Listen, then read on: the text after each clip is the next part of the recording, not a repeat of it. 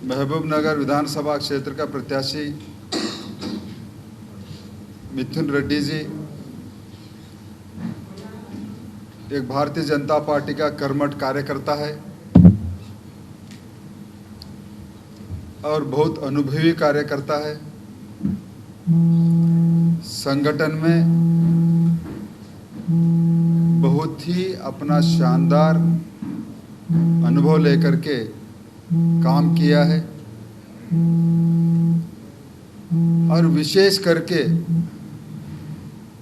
युवाओं के साथ बहुत ही अच्छा संबंध जुड़ने वाला हमारा प्रत्याशी मिथुन रेड्डी जी। भारतीय जनता पार्टी बहुत ही सोच समझ करके मिथुन रेड्डी को प्रत्याशी बनाया और प्रत्याशी घोषणा होते ही भारतीय जनता पार्टी इस विधानसभा क्षेत्र के सारे कार्यकर्ता नेतागण अपने अपने कार्यक्षेत्रों में लगातार प्रचार की काम, व्यवस्था की काम और मतदाताओं को संपर्क करने का काम चल रहा है। और हमारा प्रत्याशी मिथुन रेड्डी जी भी सुबह से लेकर शाम तक लगातार मतदाताओं के बीच भारतीय जनता पार्टी केंद्र सरकार की उपलब्धियां और तेलंगाना में जो 10 साल से लूट की सरकार, भ्रष्टाचार की सरकार, दगेबाज की सरकार, बोलना एक करना एक की सरकार के खिलाफ लोगों में आक्रोश को हमारा मिथुन रेड्डी जी प्रचार के समय देख रहे हैं और इनका चुनाव का प्रभारी के नाते से आने वाला 30 तारीख तक मैं यहाँ के कार्यकर्ताओं के साथ और प्रत्याशी के साथ कंधे से कंधे लगा करके ये सीट किसी भी हालत में हमको जीतना है, उस दिशा में सबको जोड़ करके हम सबको विश्वास आया है कि ये Mahbubnagar assembly seat Bharatiya Janata party प्रचंड बहुमत से जीतने का विश्वास, उसी दिशा में हम काम करने जा रहे हैं। आज से 10 साल से हर गरीब को 2 बेडरूम का मकान देने का सपना केसीआर साहब ने बेचा था। उसी के कारण गरीबों ने 2-2 बार उनको मतदान करके मुख्यमंत्री बनाया, लेकिन आज तक 2 बेडरूम का घर किसी को भी बंटवारा नहीं किया, किसी को भी। और दलित बंधुओं को, हर गरीब दलित को 3 एकड़ जमीन देने का वायदा भी किया था, लेकिन दलित बंधुओं को 3 एकड़ जमीन आज तक 10 साल हुआ, 1 दशक हुआ, आज तक नहीं मिला। और हर दलित परिवार में एक व्यक्ति को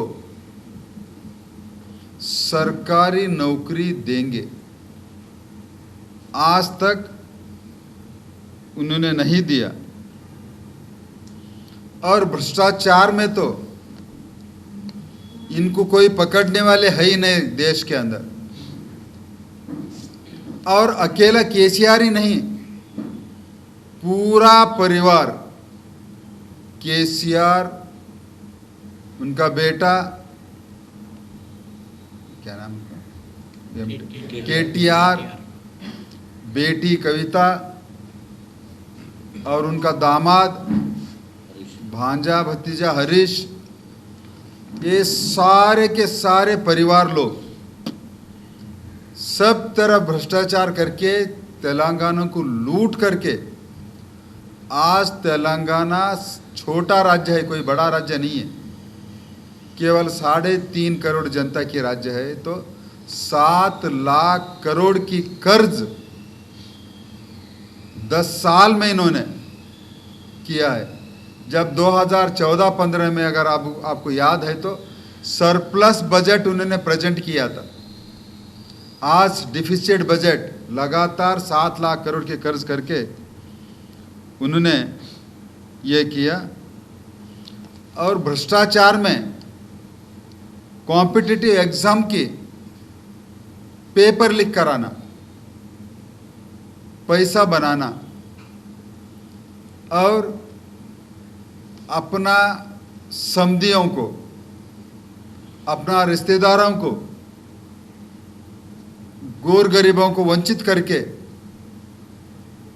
सही एलिजिबल कैंडिडेट को वंचित करके उन्होंने भ्रष्टाचार की नींव रखी है। और अनएम्प्लॉयमेंट के लिए तेलंगाना के अंदर कई युवाओं डिप्रेशन में जाकर के अपना जान गंवा दिया। इतना ही नहीं, खाली पेपर लीक ही नहीं है, liquor scam, mining scam,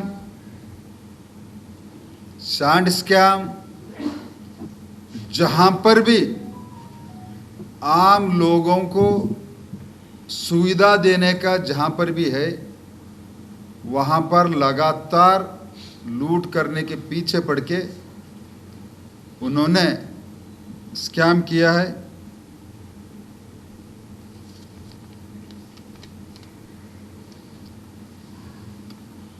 Kaleshwar project सबसे बड़ा फायदा पहुंचाने वाला केसीआर फैमिली को अगर कोई प्रोजेक्ट है तो कालेश्वर प्रोजेक्ट है। वो बड़ा सफ़ेद हाथी के तरह, उसको सरकार को सफ़ेद हाथी, इनको दूध देने वाला गाय। वो कालेश्वर प्रोजेक्ट में न गुणवत्ता का काम हुआ, न सही समय पर काम पूरा हुई, और टोटल तेलंगाना जनता की टैक्स दिए हुए पैसा बर्बाद हुआ। కేంద్రం నుంచి ఏ విధంగా అయితే నిధులు వస్తున్నాయో స్వయంగా వారే చెప్పడం జరిగింది। మరి ఏ విధంగా ఈ రాష్ట్ర ప్రభుత్వం ఆ డబ్బులను, ఆ నిధులను దోపిడీ పాలకు గురైనాయో రాష్ట్ర ప్రజలు గమనించాలని కోరుకుంటూ, మరి ఈ రోజు నుంచి ఇంకొక 29 రోజులు ఉన్నాయి। భారతీయ జనతా పార్టీ నాయకులు, కార్యకర్తలు వీళ్ళందరి సహకారంతో ఈ యొక్క పాలమూరు అసెంబ్లీలో ఖచ్చితంగా భారతీయ జనతా పార్టీ గెలవాలనే లక్ష్యంతో పనిచేసుకుని ముందు పోతాం। ఈ యొక్క బీఆర్ఎస్ పాలనను, కేసీఆర్ పాలనను అరికట్టే విధంగా పనిచేసుకుంటా పోతాం। 10 సంవత్సరాలు తెచ్చిన తెలంగాణను ఏ విధంగా మభ్యపెట్టినరో, ప్రజలను మోసం చేసినరో మనమంతా ప్రజలకు చూపిస్తాం। నరేంద్ర మోడీ గారి ఆశయాలను ప్రజల మధ్యలోకి తీసుకెళ్తాం। వారి యొక్క సంక్షేమ పథకాలను ప్రజలకు వివరిస్తాం। ఖచ్చితంగా ప్రజలు గమనించారు, 10 సంవత్సరాల మోసాన్ని చూశారు। బంగారు తెలంగాణ అని చెప్పి నీళ్లు, నిధులు, నియామకాలు అని చెప్పి ఆశపెట్టి కేసీఆర్ ప్రజల్ని ఎలా మోసం చేసిండో, ఈరోజు తెలంగాణ రాష్ట్రాన్ని మొత్తం దోపిడీ పాలు చేసి ఎక్కడ చూసినా మందు, కమిషన్లు, తర్వాత ఆశలు పెట్టి మభ్యపెట్టడం అనేది ఎలా చూపించిండో అనుకున్నది ఒకటి అయినది ఒకటి. కేవలం వారే బాగుపడ్డారు. ఎవరైతే బీఆర్ఎస్ నాయకులు ఉన్నారో వాళ్ళకే ఈ దళిత బంధువులు, ఎవరైతే కమిషన్లు ఇస్తుండ్రో వాళ్ళకి ఈ డబుల్ బెడ్రూమ్లు, ఎవరైతే కమిషన్లు ఇస్తుండ్రో వాళ్ళకే రకరకాల బంధులు. అంటే ఈ పథకాలని కేవలము ఒక పబ్లిసిటీ స్టంట్ మాత్రమే. ఈ పథకాలు కేవలము ఒక చూపించుకోవడానికి మాత్రమే. నిజమైన లబ్ధిదారులు లేరు. అర్హులకు లాభం చేకూర్చలేదు. నరేంద్ర మోడీ గారు ఏ విధంగా అయితే ఇతర రాష్ట్రాల్లో పనిచేస్తున్నారో ఆ ఒక్క సంక్షేమ పథకాలని చూడండి. మరియు కాంగ్రెస్ పార్టీ నిన్న కర్ణాటకలో సార్ కూడా విచ్చేశారు. కర్ణాటక నుంచి కర్ణాటకలో ఏ విధంగా గ్యారంటీల పేర్లతోటి ప్రజలను మభ్యపెడుతుందో, ప్రజలను మోసం చేసిందో. వాళ్ళు ఏమనుకున్నారు, వాగ్దానాలు చేసేద్దాం పాటు గెలిచినప్పుడు చూసుకుందాంలే అనే విధంగా వాళ్ళ తీరుని ఈరోజు చూస్తుంటే వాళ్ళు ఎక్కడికి వెళ్ళి తెస్తున్నారు ఫండ్స్, ఎక్కడికి వెళ్ళి చేస్తారు, ఈ యొక్క గ్యారంటీలకు హామీ ఎక్కడ, ఈ యొక్క గ్యారంటీలకు నిధులు ఎక్కడివి అనే విధంగా ఈరోజు కర్ణాటక రాష్ట్రం తయారైంది. దయచేసి తెలంగాణ ప్రజలకు ఒక విజ్ఞప్తి చేస్తున్నా, మోసపోకండి. 10 సంవత్సరాలు కేసీఆర్ని చూసాం, ఎన్నో సంవత్సరాలు కాంగ్రెస్ పార్టీని చూసాం. వాళ్ళు మనకు కేవలం ఆశ పెడుతున్నారు.